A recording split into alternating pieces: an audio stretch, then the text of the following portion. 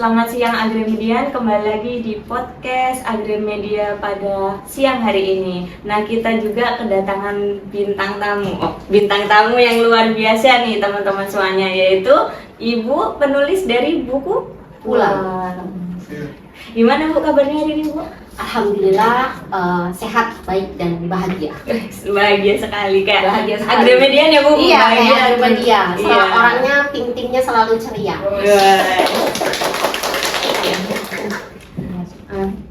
Kayaknya kita langsung masuk aja ya Bu ke poin sellingnya. Gimana sih Bu perasaannya setelah menulis buku nih? Lama, terus gimana sih perasaannya setelah QR SBN-nya terbit gitu? Finally ya. Iya. Finally kayaknya kayak plong gitu, lega. Banyak dramanya menulis buku ini. Banyak terhambat juga gitu ya. Jadi sampai akhirnya bisa sudah di tahap ini tuh sesuatu yang luar biasa ya. Yang jelas lega lah sih. Gitu finally setelah lama gitu akhirnya bisa. Sebelumnya udah pernah nulis buku atau masih first time nulis buku ya Bu? Sebenarnya kalau menulis itu dari zaman SMP itu dulu suka nulis cerpen gitu ya. Jadi dulu dikirim ke tabloid-tabloid Bobo.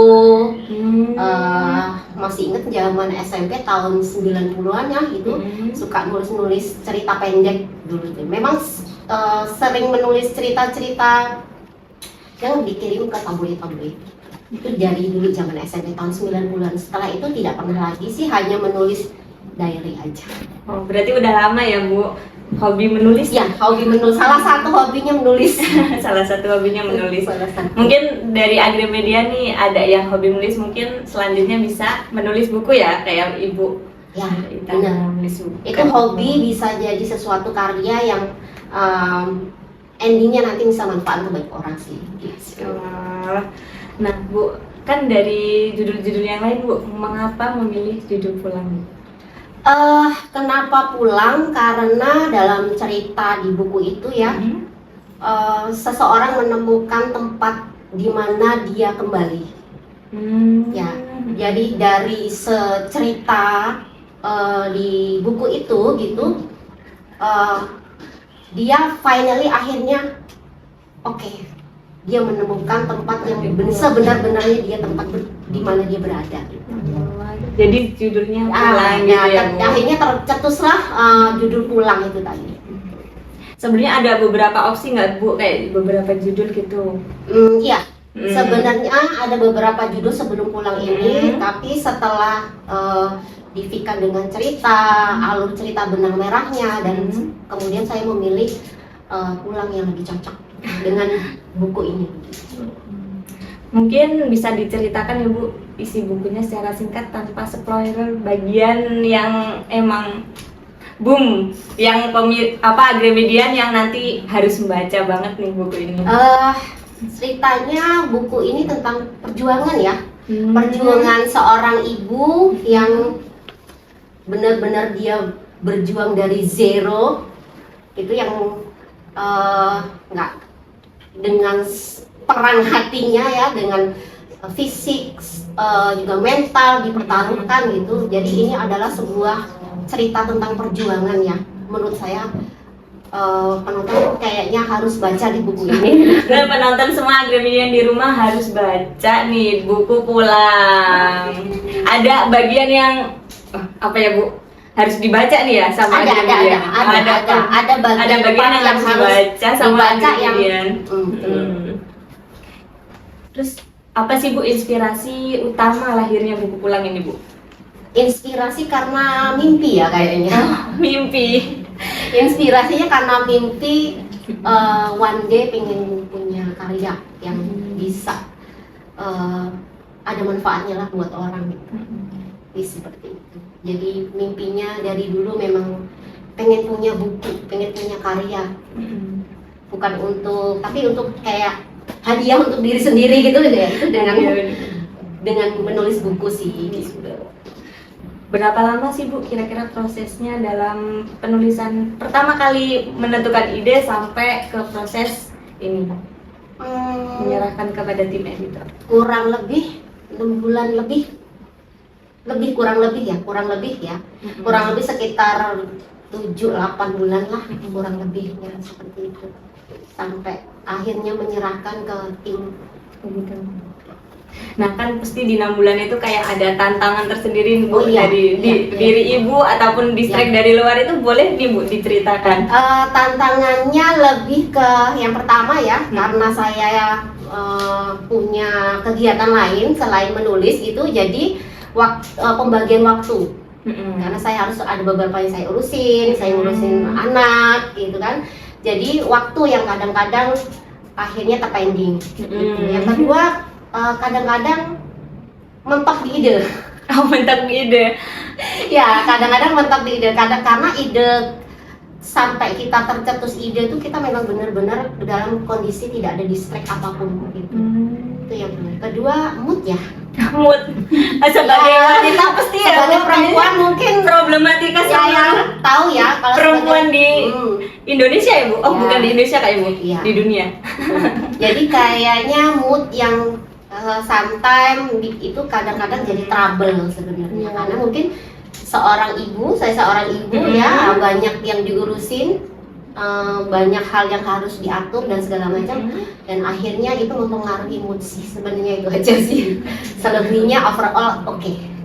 Mungkin kan tadi ya Bu masuk bicara masalah mood. Apa sih Bu hal yang bikin Ibu naikin mood ketika kan Ibu udah malas nulis, terus apa hal yang bikin Ibu naikin mood? Oh, kalau hal yang bikin mood saya biasanya keluar sih ya. Oh jalan-jalan ya Bu? Ya, saya biasanya tidak berdiam diri di rumah, tapi saya keluar. Karena kalau saya sedang tidak baik-baik saja, terus saya di rumah, itu akan semakin saya bersedih, berkepanjangan. Jadi ketika saya bad mood atau ketika saya tidak punya ide apapun gitu, saya biasanya pergi keluar, bertemu teman, atau sekedar nongkrong minum kopi aja sih.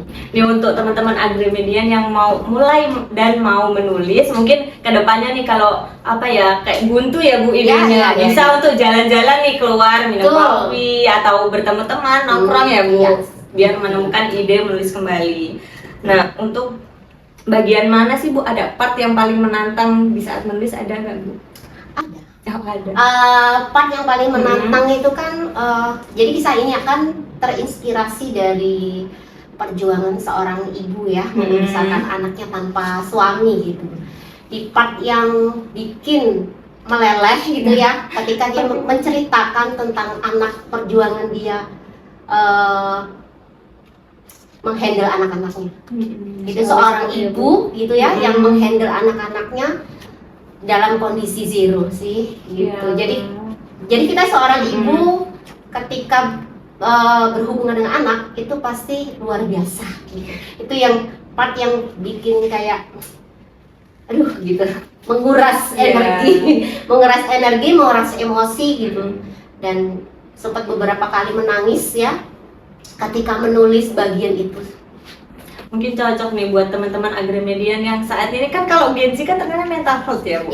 Boleh banget nih dibaca, betul, dibeli sekali. bukunya Asli. Ibu ada Dan tanda harus yang dibaca. judulnya Pulang. Nah kalau Gen Z kan sekarang ini Bu kayak mental health gitu. Kayaknya butuh banget sih bukunya Ibu buat refreshing untuk kedepannya. Iya, itu bisa dicoba untuk Gen Z ya. Bu, apakah ada pengalaman pribadi yang melatar belakangi terjadinya Bu? Sebenarnya ini cerita mungkin ya, ada banyak tokoh-tokoh yang sebenarnya sama gitu ya, cuman memang tidak terblow up gitu ya, karena yang mendasari terjadinya ini ya karena mungkin ini cerita sebenarnya orang tuh, ibu di luar sana tuh banyak yang mengalami cerita-cerita yang seperti ini sih gitu. Jadi itulah yang akhirnya mereka tidak tahu harus ngapain ketika mental mereka down, dia nggak tahu harus pergi kemana, harus ngapain gitu. Jadi buku ini terbit supaya ibu-ibu gitu ya yang nantinya dia tahu ketika dia mental down, ketika dia dalam posisi dia zero, dia tidak tahu kemana gitu. Ketika membaca buku ini dia akhirnya tahu gitu. Akhirnya dia terinspirasi dan melakukan sesuatu yang lebih lebih positif lah itunya, tidak terpuruk terlalu lama gitu ya, supaya akhirnya balik lagi semangat untuk melanjutkan hidup lah.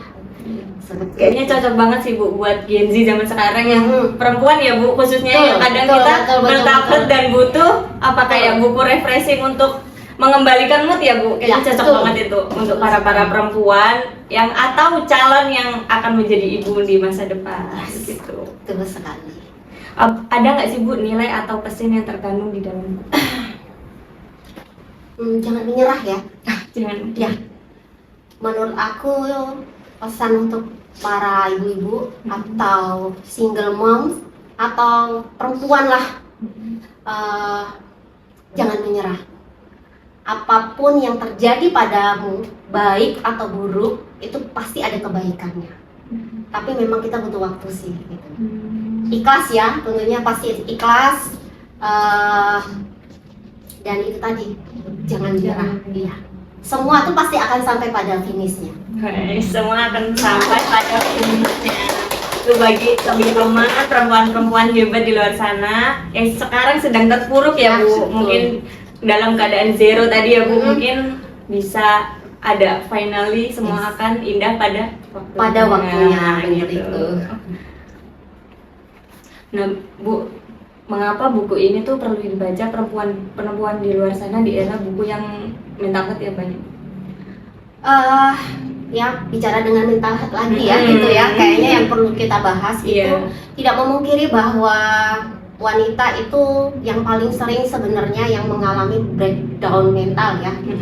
Karena juga di buku ini juga ada perjuangan seorang ibu ini adalah gimana dia menanggulangi mentalnya yang berkali-kali jatuh, up lagi dia jatuh lagi, up lagi jatuh dan lagi dan lagi gitu ya gitu. Jadi banyak hal yang sebagai seorang wanita memang terus harus tetap berdiri ketika lagi mental down ya gitu. Karena kenapa? Karena yang bisa kita tegak berdiri dan akhirnya kita bangkit saja adalah diri kita sendiri. Hanya diri kita. Kalau lingkungan itu sebenarnya hanya mendukung, tapi kita yang mendukung hanya kita sendiri. Ya Allah sekali. Pokoknya untuk ada nggak sih Bu kayak pesan untuk perempuan-perempuan di luar sana yang emang sekarang sedang mengalami hal itu Bu? Iya ya, untuk teman-teman sejawat, kalau sekarang kalian sedang mengalami mental down gitu ya, hal yang perlu kalian lakukan adalah terima dulu, yakini dan ikhlaskan. Insya Allah semua akan baik-baik saja. Tapi kalau kita menolak keadaan kita sekarang, kita akan terpuruk. Gitu sih. Jadi terima, lepaskan dan ikhlaskan. Biar Allah yang bekerja.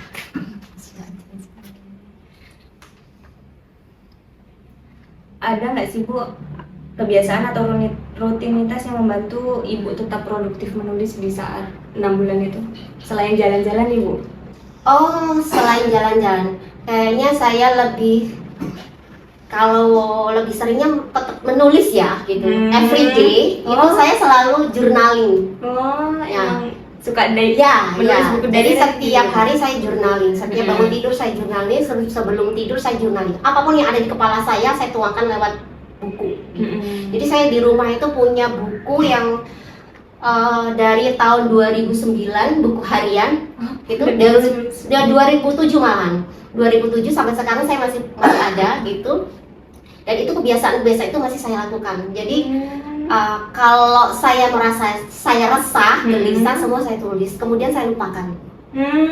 Jadi gitu, saya ketika saya lagi mau saya bahagia, mau tidak bahagia, atau saya sedang bersedih pun saya tulis di buku, saya lupakan gitu. Dan sebelum saya tidur, ini yang saya lakukan sampai sekarang, saya selalu menulis hal-hal yang saya syukuri setiap hari.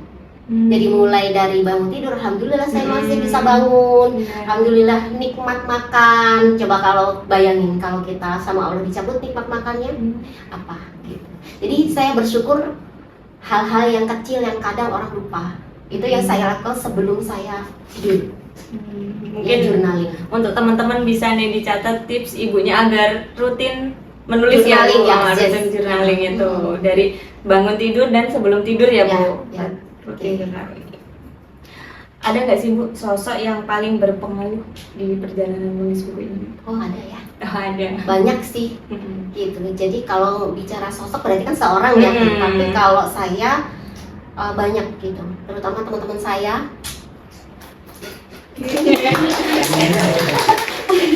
Teman-teman saya yang selalu support saya dalam sedih saya, dalam suka duka saya gitu ya. Teman-teman yang kami berteman sudah lebih dari 20 tahun. Ketika saya benar-benar saya sendiri, teman-teman saya masih selalu menemani saya sampai detik ini. Ya itu salah satu support system ya. Selain anak-anak saya adalah teman-teman saya gitu. Karena saya punya keluarga jauh, adik saya jauh, jadi yang ada di sini menemani saya di dalam sedih saya dan duka saya adalah teman-teman saya. Tepuk tangan dulu teman-teman saya. Mungkin setelah itu ada pertanyaan dari netizen, Ibu. Oh, Bukan ya, netizen, boleh. kalau di sini sebutnya dari Agramedia. Oke. Oh, tantangan terbesar tadi kan udah dijelaskan ya, Bu. Tantangan terbesar apa yang Anda hadapi saat menulis buku ini? Itu boleh diulang ya. Diulang lagi. Sebenarnya kalau besar banget enggak ya.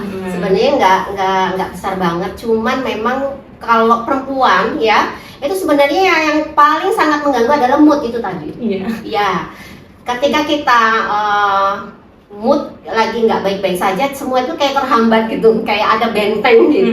Jadi sebenarnya masalah di mood sih, kalau overall semuanya sudah baik sih, itu aja sih. Mungkin selanjutnya nih, Bu, ada lagi apa tips bagi penulis pemula yang ingin menerbitkan buku nih, Bu? Kalau menurut aku untuk pemula ya, untuk menulis buku, untuk belajar menulis ya, belajar gitu. Menurut aku tulis aja apa adanya. Maksudnya tulis aja dulu, berani aja dulu gitu. Saya pun juga begitu. Saya pun dari dulu saya tidak pernah memikirkan endingnya buku saya atau orang mau suka tulisan saya atau tidak. Tapi yang jelas saya dulu berani dulu. Saya berani menulis dulu. Seperti itu. Nanti ketika kita sudah terbiasa dengan menulis, nanti ide-ide kita itu pasti akan berkembang. Jadi untuk para pemula, menurut saya tulis aja dulu, berani aja dulu, tidak apa-apa. Jangan pernah merasa cerita saya tidak menarik. No, karena itu akan menjadi mental block ya, yang akhirnya nanti kita akan terhambat dan nggak berani nulis juga. Gitu. Ini kan zaman sekarang kan kadang ada yang aku nggak menulis lah kalau nggak tahu endingnya gimana gitu. Terus itu juga salah satu penyebab dari mood tadi ya, Bu. Ya sebenarnya memang kalau menulis itu harus berkonsep ya, harus ada benang merahnya sampai awal sampai akhir itu memang harus ada benang merahnya. Tapi menurut aku kalau untuk pemula itu tidak perlu dipikirkan dulu seperti apa, jalan aja dulu. Menurut saya sih, supaya kenapa? Karena kita masih pemula, belum bisa mengukur kekuatan kita seperti apa. Tapi kalau kita belajar dulu, memulai dulu, kita akan tahu kemampuan kita sampai mana dan kita cocok di cerita apa sih sebenarnya, seperti itu. Ada lagi nih, Bu, pesan apa yang ingin Ibu sampaikan kepada pembaca melalui buku ini? Pesannya adalah tetap berbahagia. Karena perjalanan itu selalu ada finishnya. Sebuah perjalanan itu pasti ada finishnya. Tapi saya berpesan bahwa memang setiap perjalanan itu pasti ada hambatannya. Ada kerikil, ada lubang, mungkin ada angin, ada badai. Tapi percayalah bahwa tidak ada badai yang tidak berhenti, ya kan? Dan selalu ada istilah setelah hujan pasti ada pelangi. Setelah hujan pasti ada pelangi. Oh, ada lagi, Bu, bagaimana strategi Anda dalam mempromosikan buku setelah terbit? Mungkin media sosial kali ya. Alat yang sekarang itu jadi booming banget, itu mungkin melalui media sosial. Gitu. Jadi sekarang ini kita sudah tidak seperti dulu lagi ya. Semua akses sudah sangat mudah sekali gitu, media sosial itu sudah bisa menjangkau sampai seluruh dunia. Istilahnya seperti itu. Jadi kalau untuk itu sih media sosial sih. Mungkin Ibu kan setelah menulis buku pulang nih Bu, apakah ada rencana untuk karya kedua, ketiga, pulang kedua, pulang ketiga ya Bu? Pulang pergi ya. jadinya. Kalau sejauh ini memang saya sudah ada tulisan. Jadi menulis itu menurut saya itu nagih ya gitu. Pada akhirnya nagih gitu. Jadi harapan saya sih ya, saya setelah pulang nih ada pulang lagi kedua, pulang lagi ketiga, dan pulang lagi keempat. Karena saya tidak mau berhenti sampai di sini ya, karena memang hobi saya menulis. Jadi mungkin next akan ada lagi sih. Mungkin ada nih Bu pesan. Oh, apakah Anda sedang menyiapkan karya berikutnya? Bisa diceritakan sedikit tentang apa Ibu? Mungkin karya selanjutnya nanti? Kayaknya nggak surprise deh kalau nggak diceritakan dari surprise. sekarang. Mungkin Agremmedia bisa ikuti ini ya Instagramnya. Iya, Jadi betul, nanti betul, karya betul, selanjutnya betul, bisa betul. di launching di situ. Yang jelas, Pantau aja Ibu. oke. Yang jelas ceritanya masih sama cerita fiksi ya, tapi terinspirasi dari kisah-kisah nyata. Mungkin ada nih Bu closing statement untuk teman-teman yang mau menulis, mulai dan apa lagi menulis tapi dia lagi breakdown dan lain-lain, apa? Kalau lagi seorang pemula yang lagi menulis dan sekarang breakdown, keluar deh, main aja dulu. Kemudian kembali dalam keadaan stabil, nulis lagi. Ngopi-ngopi, ya. Iya mungkin itu tadi ya Bu podcastnya dari siang hari ini yang sangat nanti bermanfaat baik untuk teman-teman perempuan-perempuan di luar sana ya Bu. Khususnya untuk saya sendiri sangat bermanfaat ya Bu, untuk Gen Z dan teman-teman yang lainnya nih yang sekarang tuh kadang ngadepin mood tuh susah Bu untuk ini, mungkin bisa baca buku pulang. Iya, gitu. itu betul sekali. Untuk teman-teman yang ingin memiliki buku pulang boleh langsung DM ke Agremmedia atau bisa lewat Shopee Agremmedia Publishing untuk teman-teman yang jauh. Oh boleh nih ke Instagram ibunya apa Bu namanya Bu? @hadaitana. Boleh ke Instagram ibunya juga Oke. untuk memesan bukunya langsung. Mungkin terima kasih ya Ibu sudah menyempatkan Iya, waktu pada terima siang kasih. hari ini. Iya. Dalam waktu yang singkat kita berbincang. Justru yang singkat itu yang banyak manfaat. Ada berbobot. Mungkin itu saja dari Agremmedia pada siang hari ini. Saya Aina pamit undur diri, dan untuk pesan untuk teman-teman yang ingin memulai menulis dari Ibu Hadaitana tadi, yakni ya nulis aja dulu. Nggak tahu endingnya gimana, yang penting nulis aja dulu biar nanti suatu saat bisa bukunya diterbitkan juga ya Bu. Ya, betul sekali. Ya.